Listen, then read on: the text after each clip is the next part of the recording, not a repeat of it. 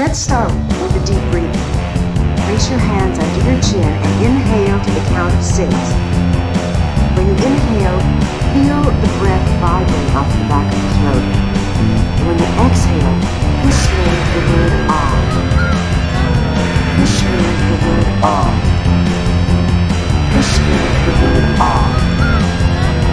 Whisper the word ah. Got it? Let's go. Got it? Let's go.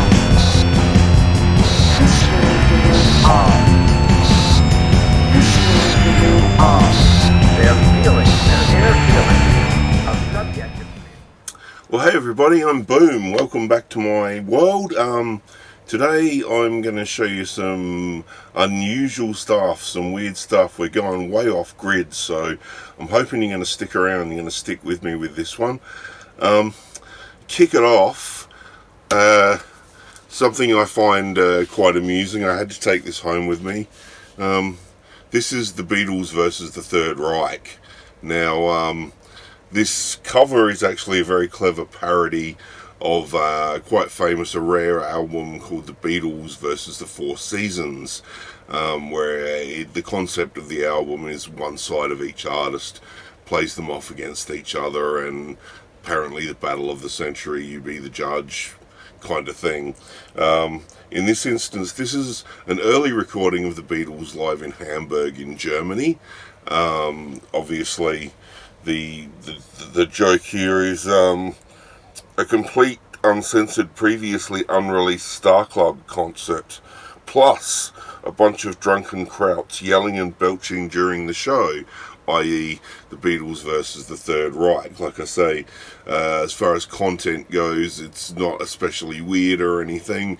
I just thought the cover was quite funny, and I'll put up a picture of the original LP so you can just have a look at what that looks like. So yeah, really cool thing, something you wouldn't expect to see. So yeah, look out for that. On the subject of the Beatles, there was a fantastic record, Balsara and his Singing Sitars. Now this was a real Indian raga band, playing popular hits of the 1960s, including I Want to Hold Your Hand. That was the Beatles one that was on there, and it is hilarious. It is side-splittingly funny to hear this. It's done straight-faced. It's not supposed to be funny, but mark my words, when you hear it, you'll be rolling on the floor. Look out for this one. They were pressed in India. They originally came out on the Odeon label, which was EMI's overseas label for parts of Asia and stuff. And this particular edition was put out by the World Record Club. The records were pressed in India and they were imported. A lot of these got damaged in transit, so that's something to watch out for, because I've seen a few of these, and some of them are like quite wobbly, so make sure you find a flat one. But I managed to find inside one of these, the original owner had slipped in a letter which accompanied the original album, and I want to read this to you because this is really interesting. What it says: "Dear member, in their passage from India, the pressings of Balsara and his Singing Sitars, whether from incorrect stowage or tropical conditions, were subjected to undue stresses, with the result that slight warpage occurred. This does not appear to affect the sound quality, nor the performance of the record on the turntable. Additionally, you may accept our assurance that any rise and fall which may occur will in no way damage your stylus or cartridge. Should your stylus skate across the surface of the record on first playing, however, you should not persevere with it, but simply return the record for credit. We are not able to replace satisfactorily any record so affected. We apologize for this occurrence, and additionally, we have been asked by the Managing Director of HMV India to apologize to you and express the hope that this will not affect your enjoyment of one of his company's most successful recordings." So, 10 out of 10 to EMI's World Record Club for distributing a faulty product and throwing someone else under the bus for it. That's good work. But yeah, Balsara and his singing sitar is absolutely worth every cent. Speaking of hilarious, speaking of Beatles, speaking of awesome, if you haven't heard Mrs. Miller, where have you been? Mrs. Miller, absolutely classic album from the 1960s. Mrs. Miller was a singer. She sang in church groups. She sang for orphans. She was quite generous with her time. She had an incredible vibrato. She just had absolutely no idea how to use her voice. And although I think she's quite serious about being a singer, it is indeed a hilarious record to listen to. She put out a couple of albums. That was the second one, Will Success Spoil Mrs. Miller? The reason that I related it to the Beatles is because she's got some Beatles stuff happening. What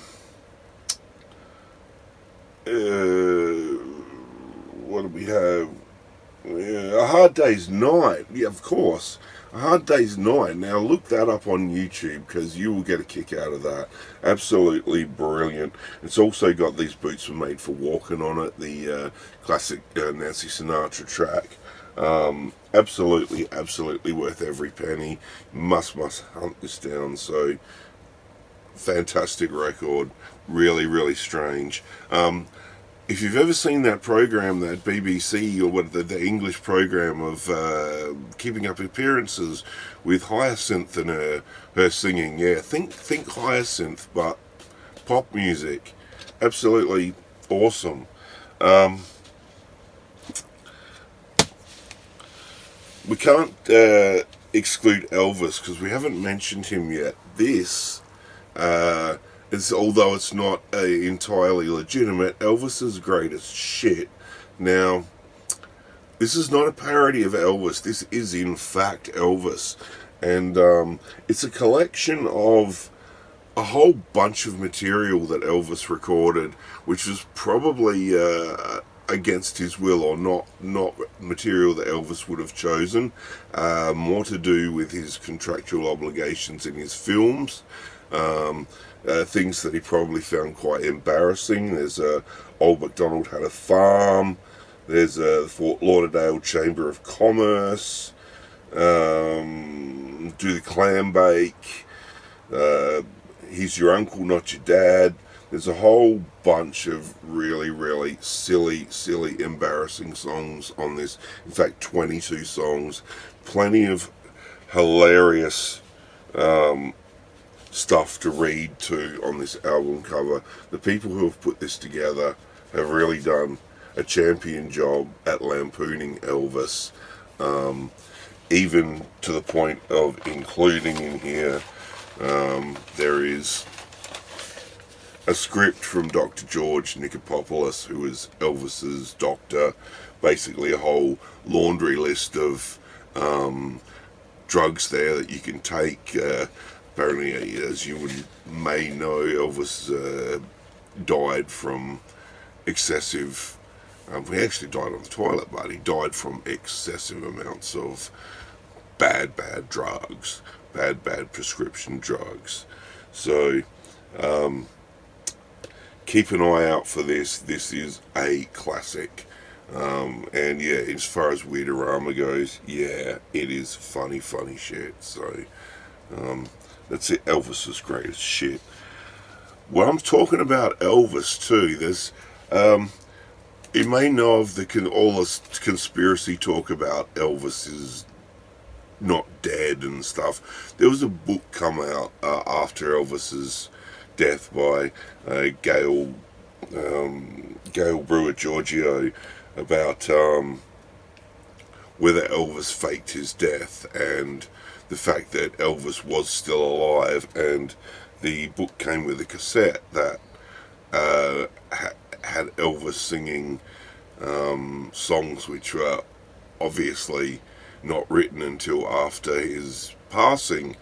And the premise of the story, I guess, is that Elvis may have passed bodily, but his spirit was transplanted into somebody else. And that somebody else was this guy, Orion. Now, I will say this guy sounds remarkably like Elvis, like really, really remarkably like Elvis. And it's quite a good listen, actually. There's some great stuff. I think like one of the coolest things he does. There's another Orion one for you there. Does a great version of Queen's Crazy Little Thing Called Love. It was almost as if the song was written for him. Perhaps Freddie Mercury had him in mind when he wrote that song. These are both on the Sun label, which was Elvis's original label, you may be aware. And they come on a beautiful translucent yellow vinyl. Again, these are Weirderama things that are worth the $5 you might have to pay if you pick one up.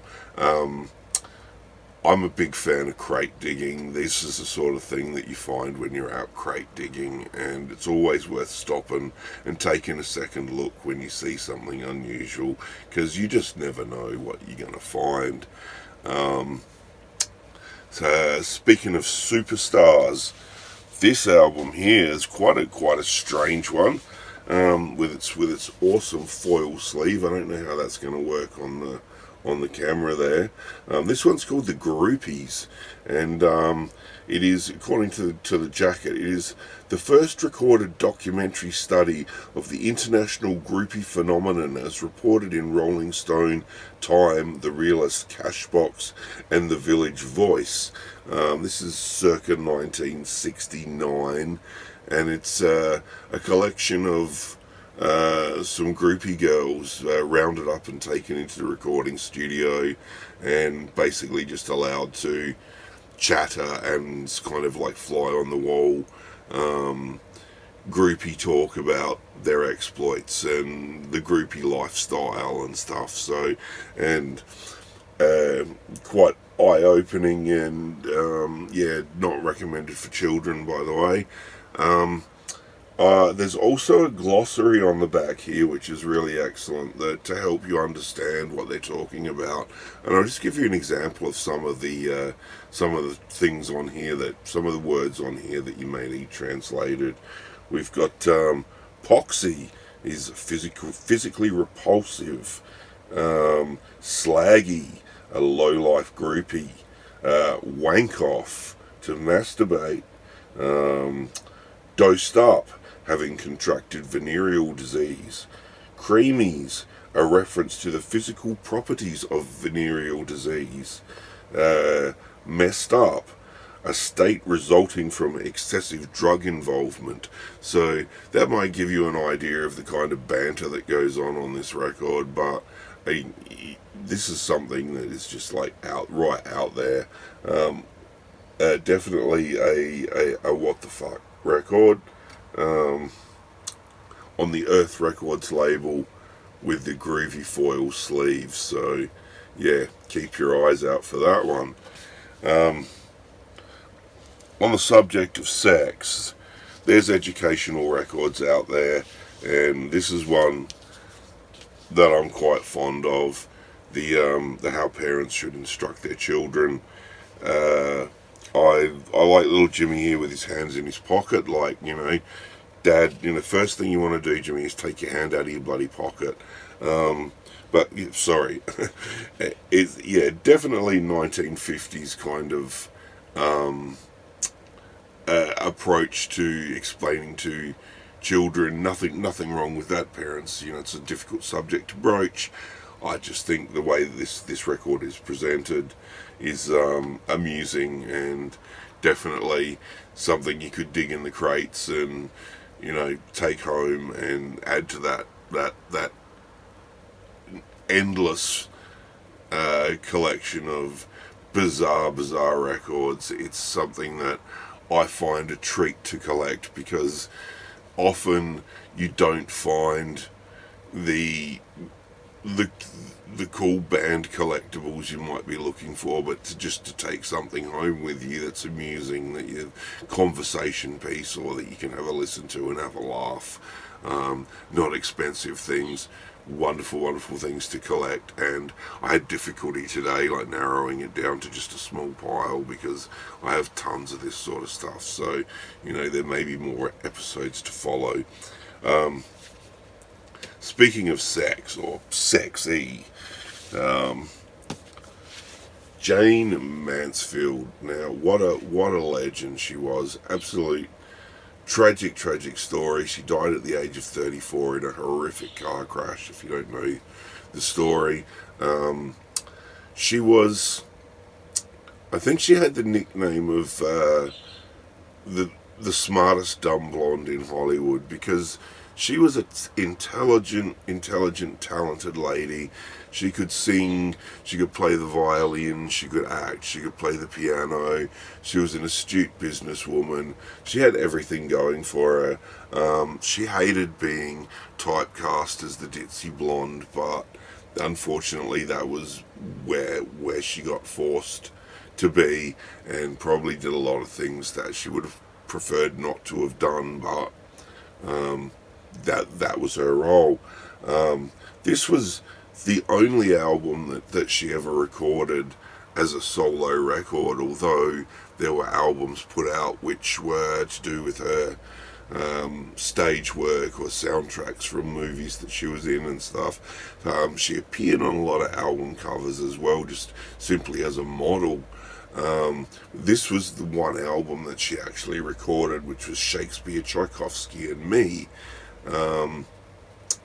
The premise of the album being that this is Jane in her sexy voice reading poetry, reading Shakespeare and Wordsworth to the backdrop of Tchaikovsky, and the concept is that you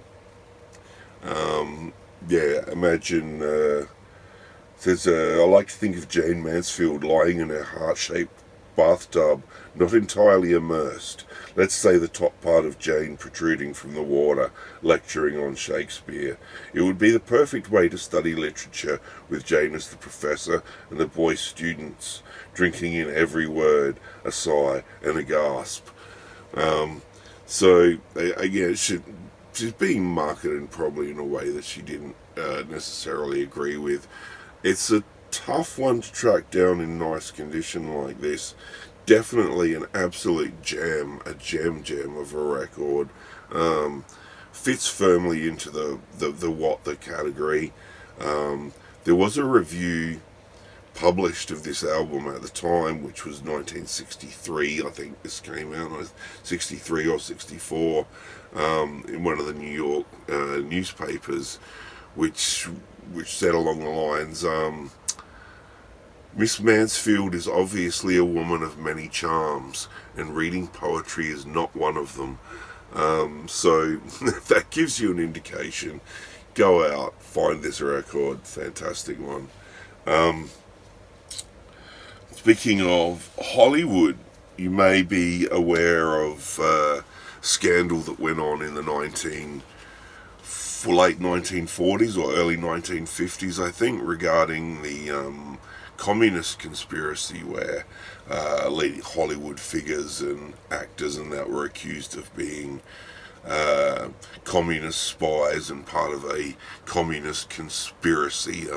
One of the main crusaders against them was a guy called Myron Fagan. Now, he was a lifelong crusader against the supposed Illuminati conspiracy. Now, if you don't know the Illuminati, Google that as well, because it's fascinating whether you believe it or not. But in a nutshell, the Illuminati is a secret organization of which high-ranking politicians and businessmen and figures throughout history have been a member of, and their objective is to overthrow world governments and create a one world communist government. And so this was actually part of a 3-record set. I'm gonna say, if they're as powerful as he claims they are, how did he manage to get his record distributed? But that's just my cynicism. I'll just read you a little blurb from the back cover of this, and I recommend when you see this kind of strange stuff, just pick it up and have a look. The blurbs on the back cover often give you a lot of insight into what you're going to get, but here's what. Not only it has a lot of information on there about his life and his crusading and what the Illuminati's about, but there's this message on the back. Eliminate the Illuminati. See that this message is heard. Play this for the unaware, uninformed, well-meaning people who desire to hear the truth. Don't waste your time on the hardcore socialists who have already repudiated principle. Buy airtime with your club or organisation. Get free time. No station is too big, none too small. Use it coffees, luncheons, meetings, everywhere and often. We must succeed. Our children's liberty is at stake. Freedom has no substitute and America no equal. So, track down this record. Make sure, in fact, the triple album set, and make sure at your next meeting or luncheon you play this for your colleagues and friends, because I'm sure they'll appreciate 2.5 hours worth of Myron Fagan rambling on about the international communist conspiracy. So great record to look out for. Speaking of great records, The Glass World of Anna Lockwood. How could you pass that up? This is an exploration of the complexity of sounds drawn exclusively from glass. Everything you hear on here is glass. There's some diagrams on the back of how these sounds have been extracted from the glass. Glass rod vibrating against pane. Jar with open top and bottom, a deep water gong, a glass mobile. Absolutely riveting listening. I tell you what, if you want to clear a room, this is a record. Anyway, look out for it, because the chances are you'll never see another one if you come across it once. Glass World of Anna Lockwood, fantastic. Speaking of creating environments, glass environments, there was a whole series of these come out. These records, environments, that was claimed to turn your hi-fi into a psychoacoustic device, which was basically to play sounds of particular things which affected your brain and did strange things to you. There's all kinds of weird claims on here. This one here is the Pacific Ocean and the Caribbean Lagoon.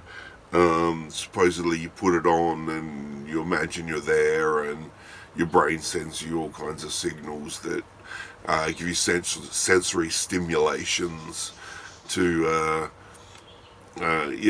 imagine you're in a different environment or a different climate. I think this one's quite a good example of that too. This one here has an awesome sticker on it that claims that it can actually reduce heating and cooling expenses. It's it's an alpine blizzard and a thunderstorm, and apparently during a heat wave, rather than put your air conditioner on, you can put the record on, and it will fool your brain into thinking that it's much colder than it actually is. There's a whole lot of sciencey jargon included in these records, saying how this is laboratory tested and everything else. I would suggest that your stereo is probably going to use electricity anyway, whether you use the air conditioner or the stereo system. I'd be going for the air conditioner, but you just never know. You know, you believe enough, and this could indeed work. So, there, as I say, there was a ton of these come out, these psychoacoustic records. Cool covers. I noticed Pink Floyd at one stage. There was a Pink Floyd poster that kind of ripped off that artwork there with the girls with the projections on their back. Yeah, very, very interesting record, weird records to look out for. Speaking of believing and fooling your mind, this one here by Vandermeed is the Learn Self-Hypnosis album. So it's designed apparently to help you better yourself, quit smoking and whatever your desires are, using the power of self-hypnosis. You can achieve all kinds of things. My question has always been, how do you get unhypnotized if you manage to hypnotize yourself, if it actually works? Do you need someone else to come along and snap their fingers or something, or do you remain hypnotized, or does it wear off or whatever? I don't know. I haven't tried it, to be honest. Not that I believe it, but there is the concern that if I was to hypnotize myself, perhaps I wouldn't be able to get out of that state. And just to bolster that concern, there's a disclaimer on the back of the LP that says, "The publisher in no way shall be held responsible for any hypnosis, whatever degree may be induced by this publication." So there's a bit of a warning for you on there. Don't know whether that's worth anything or not, but Vandermeed self-hypnosis, something really, really interesting you might like to do. So the next thing I want to show you is also about perhaps mind control and things. This is Louise Huebner's Seduction Through Witchcraft. Louise Huebner, we're talking about 1969, I think, around about then. She was a self-proclaimed witch, and she was quite a celebrity. She had a syndicated newspaper column, did TV talk shows and things like that about witchcraft, and this album is apparently an album of spells and incantations and instructions to help you to win the object of your desire over.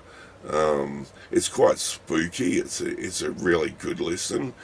She's got a fairly creepy voice, a little bit husky.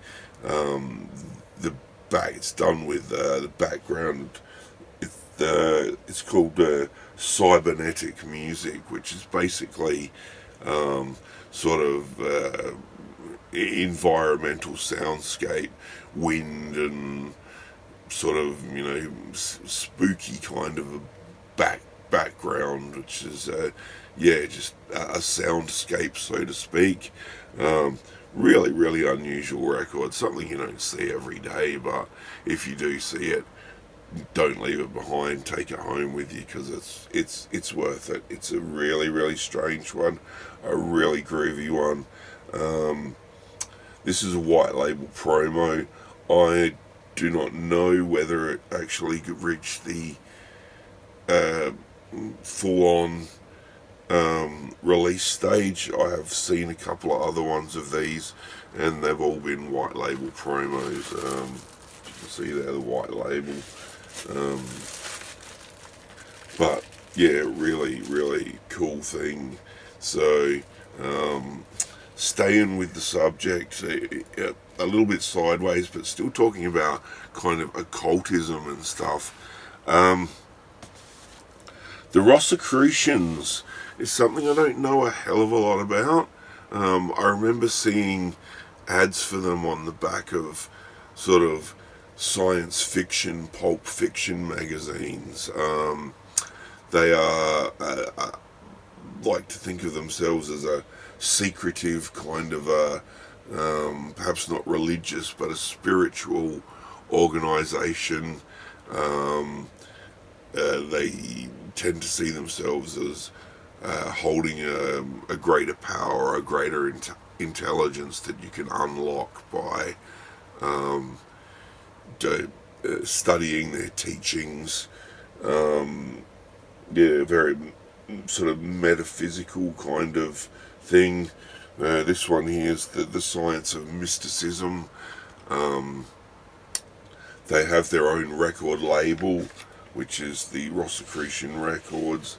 They put out their own really cool red vinyl records. As I say, they're quite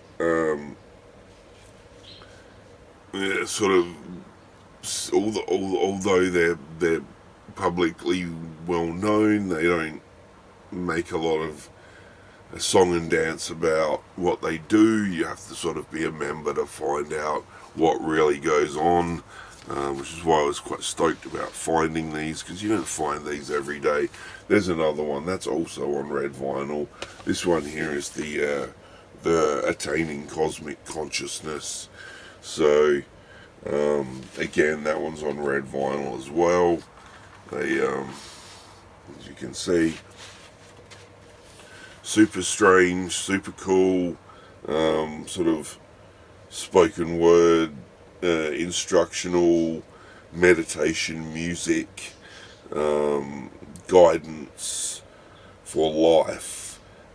So yeah, Rosicrucian recordings, Rosicrucian records, bizarre stuff, but if you're into that, whatever floats your boat, more power to you. Speaking of kind of bizarre organisations, I'm not sure how to pronounce these guys. The Baha'i Baha'i. This is a relatively modern religion, apparently. Started in Persia, like 100 years ago, or 150 years ago, and it's basically based around the love everybody, one mankind, one species, sort of ideal. This is the reflection of a new world order. It's pretty much tree hugging hippie crap, if you ask me. But again, straight people believe all kinds of things. This is a lot of sort of folksy kind of music with acoustic guitars and love everybody and peace and all that kind of stuff. So again, good luck to them, but bizarre record. Something you might find in the crates for a couple of bucks and bring it home for a laugh or a listen, or take it seriously if you like and sign up. But there you go, there's plenty of religions to choose from in the world. I'm still on that sort of tangent at the moment. This one here is Wilburn Burchett, who claims to open the 7 gates of transcendental consciousness. Now, I found this really fascinating, and again, as I say about reading the sleeve notes, this is really intriguing. This is the now you can experience transcendental consciousness without spending 10 years in a Tibetan monastery. Achieve transcendental consciousness and experience the heightened awareness of psychic freedom. Travel beyond the sensory plane and let your spirit soar as Wilburn Burchett's transcendental music guides you through the 7 gates of the 7 levels of consciousness. Sounds like yeah, like pretty out there. Subtitled "A Transcendental Ballet for the Mind of God." So there's some pretty heavy shit going on there. There's a picture on the back there of Wilburn with his homemade guitar. Now, I found out fairly recently that people pay a lot of money for this record, and when I listen to it, I've got to tell you, if transcendental consciousness means a dreamlike state, well, I'm 100% with that, because by the end of this, I was falling asleep, absolutely. This is noodling, this is complete piffle. It's, yeah, whilst the claims on the cover and all the sleeve notes and that are really exceptionally good, the actual record itself is boring as hell. It's one guy noodling away, pretty much making it up as he goes along. So, yeah, great record, worth a lot of money apparently. So, there you go.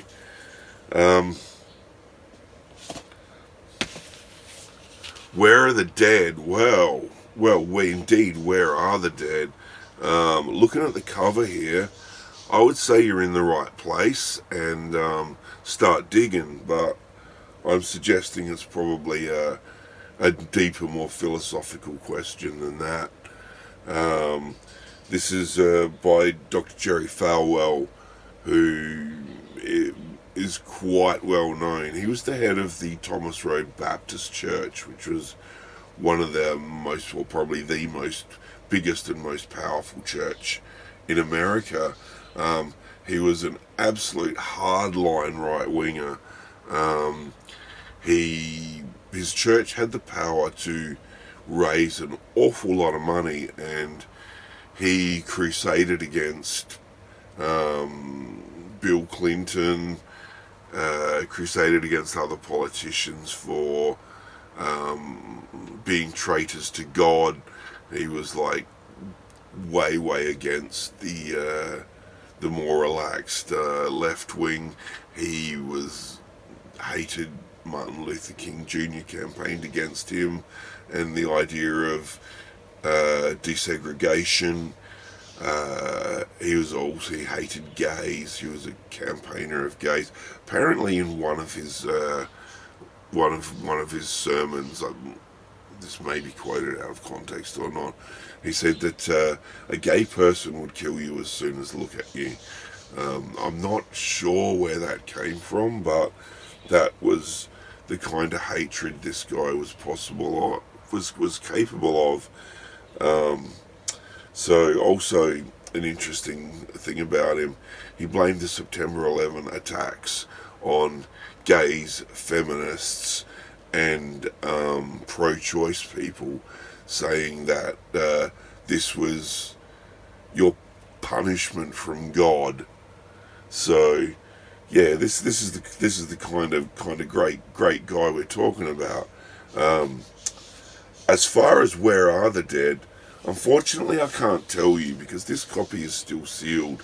As you can see, these records were this jacket actually formed the mailer as well, and you can see the do not drop, do not crush, whatever on there, and the zip pull there to get the record out, postage paid. So yeah, they were mailing these out all over the place. Nina, you never listened to your record, why the hell not? Is another one. Again, this is a rather well-worn Jerry Falwell one, with another corker of a question. The end of the world, how near is it now?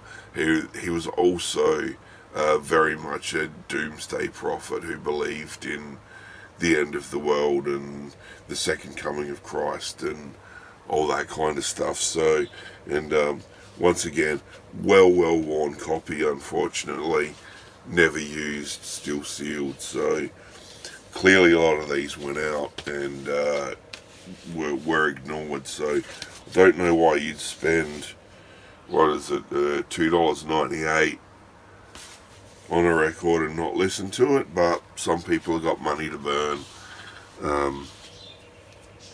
Speaking of religion, here's a guy, Merrill Womack. Now, he was a gospel singer.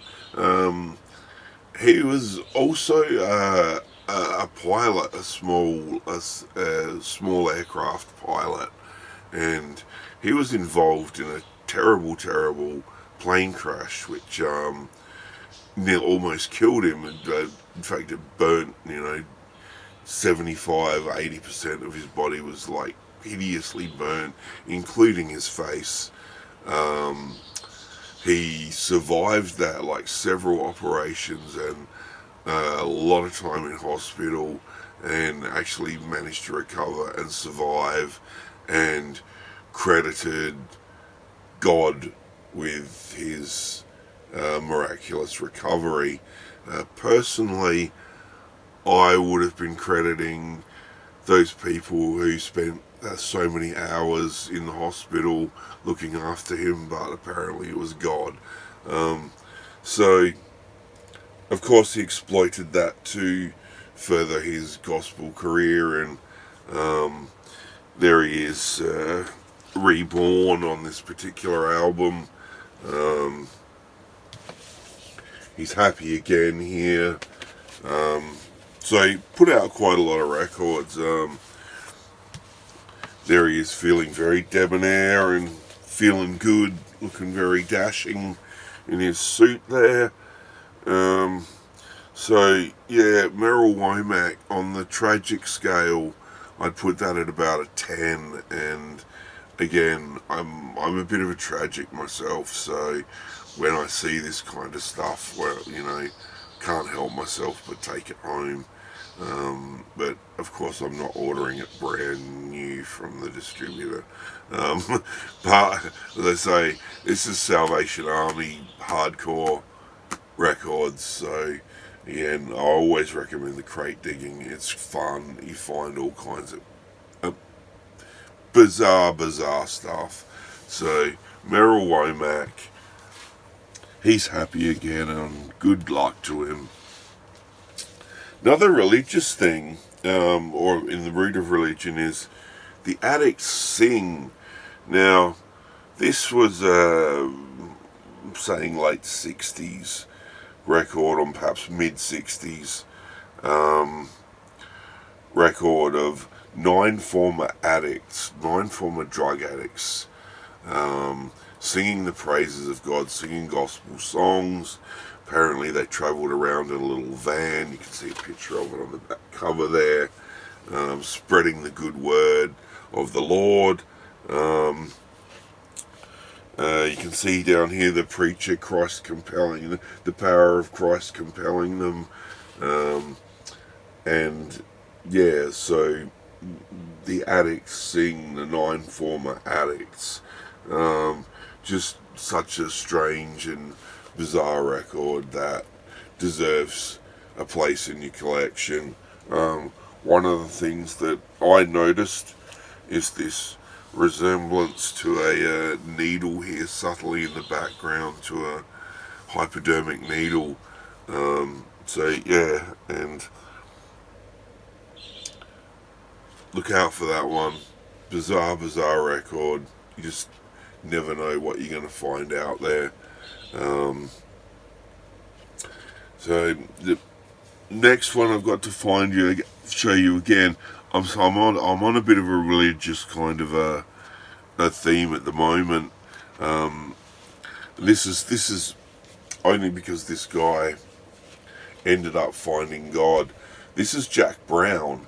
Now, he was incarcerated for 17 years, served time in some of the hardest prisons in America, including San Quentin and Alcatraz. He spent 3 years in solitary confinement. He was involved in all kinds of violent incidences. In one incident, apparently, he ended up with 232 stitches after a knife fight over a poker game. The I once saw an anecdote about this album which said this album makes the Shawshank Redemption look like Weekend at Bernie's. He was eventually pardoned by the governor of California, and spent the rest of his life traveling around giving lectures and speeches at churches and schools and stuff like that to try and teach people to stay on the right side of the law and stay out of jail by telling them his horrific stories of being in jail. And it's quite frightening, really. But the thing that I think is most interesting about this record is it's recorded in front of a bunch of school children, and he's telling the stories, and as children do, they tend to giggle at the most inappropriate things. And so while he's telling stories of being slashed up, or sticking a guy with a knife over his breakfast cereal, the kids are sniggering to themselves thinking what a funny story.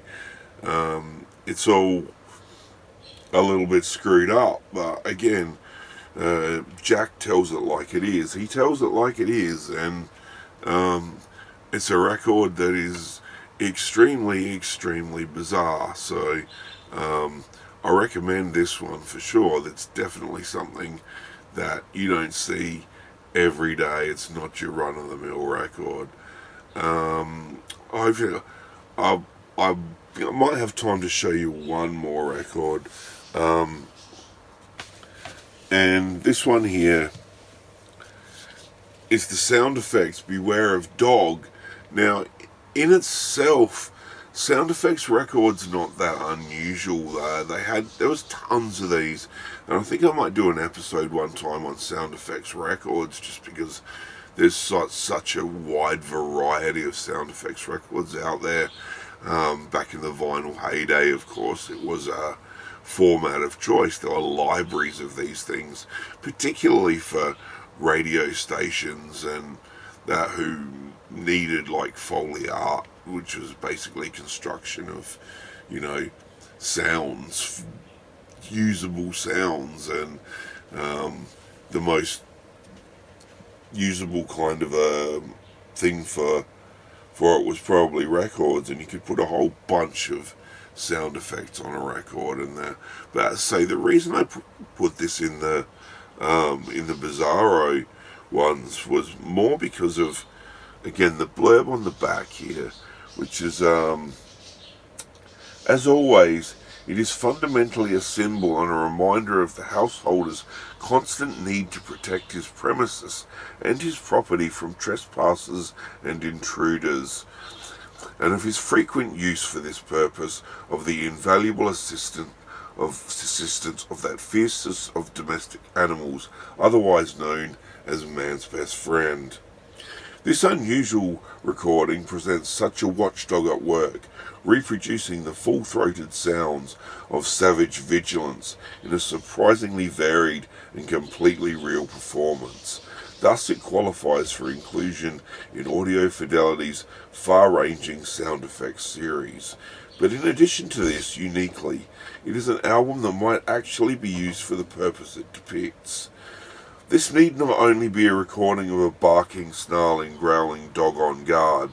It could serve as well, particularly in your absence, to provide your home or apartment with a convincingly realistic guardian, as repeated sounds strongly suggest to any passerby or would-be intruders that they must beware of the dog.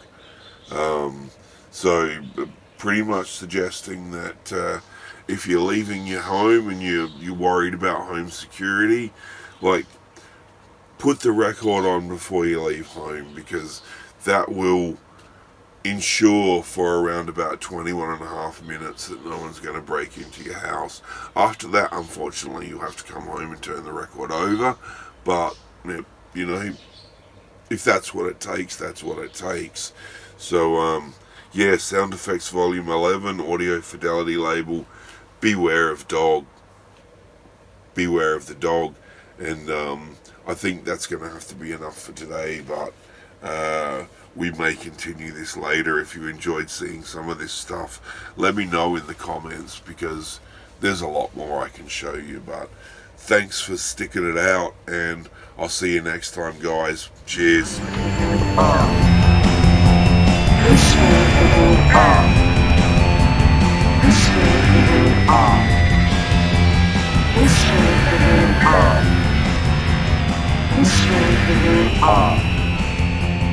Whisper the word ah. Whisper the word ah.